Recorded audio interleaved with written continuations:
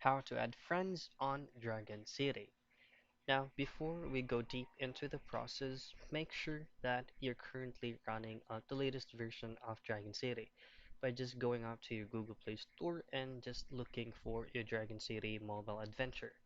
Now, you should be able to know that this application needs an updating because there is going to be an update button visible there. Just simply tap on that and it will automatically update by itself.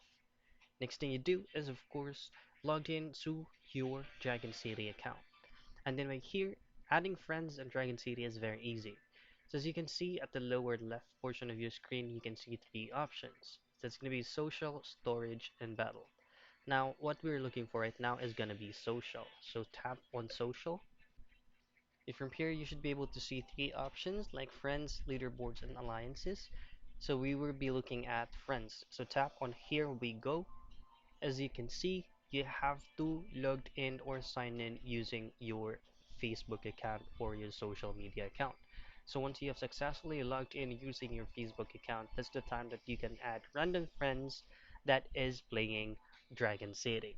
And that's it. That's how easy and quick you can add friends on Dragon City.